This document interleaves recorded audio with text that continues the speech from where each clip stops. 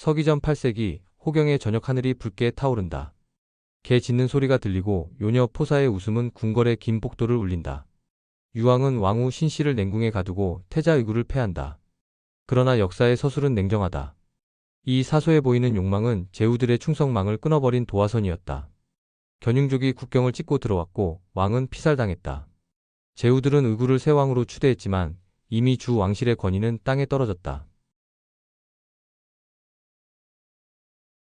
밤새 낙양으로 이어지는 길에는 먼지가 자욱하다.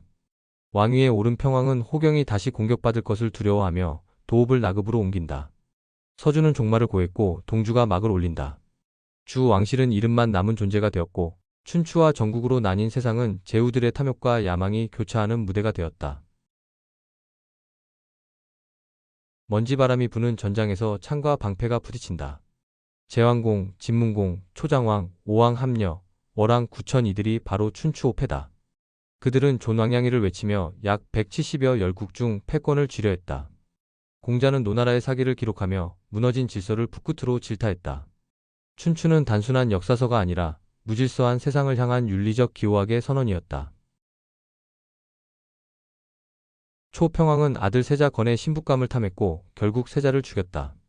스승 오사와 그의 아들도 목숨을 잃었다. 오자선은 칼날처럼 매서운 눈빛으로 오나라로 도망친다.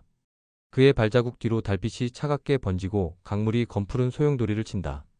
기원전 506년 오자선은 오왕 합녀의 책사가 되어 초나라를 쇠퇴시킨다. 인간의 욕망과 배신은 제후국들의 균형을 끊임없이 뒤흔들었다. 기원전 501년 회수 강가의 바람이 공자의 옷자락을 흔든다. 그곳에서 노자와 마주친 그는 무의자연의 철학이 자신의 인위 정치와 얼마나 다른지 깨닫는다. 사상적 충돌은 빠르게 번진다. 노자는 도덕경 5천자를 남기고 함곡관을 떠나며 인간 세상의 덧없음을 절감한다. 공자는 14년간 떠돌며 군주들을 설득했지만 천하는 그의 도를 받아들이지 않았다. 이 철학적 방황은 시대의 혼돈을 더욱 부각시켰다. 월의 책사 법녀는 패전 후 오나라에서 구천을 섬기며 3년을 보냈다. 그들은 와신상담으로 복수를 준비했고 기원전 473년 마침내 오나라를 무너뜨렸다. 그러나 63세의 법녀는 토사구팽의 운명을 예감한다. 그는 호련히 월나라를 떠나 상업가로 변신한다. 서북의 진나라 메마른 언덕 위에서 기병들이 창을 높이 쳐든다. 진양공은 견융에게 빼앗긴 기풍을 되찾으며 세력을 확장했다. 이후 조, 한, 위, 제, 연, 초, 진 7강국이 합종연행으로 패권을 다투었다. 결국 천하는 진시황의 손에 들어가고 춘추 전국의 혼돈은 통일 제국으로 막을 내린다. 낙양의 하늘은 먼지를 걷고 초목은 바람에 흔들린다. 그 소리는 천하의 변화를 예고하는 듯하다. 춘추 전국의 혼란은 단순한 무질서가 아니었다.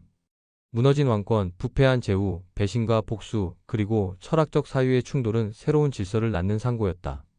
그 격동의 시대는 진나라의 통일이라는 거대한 전환점을 준비한 필연적 과정이었다.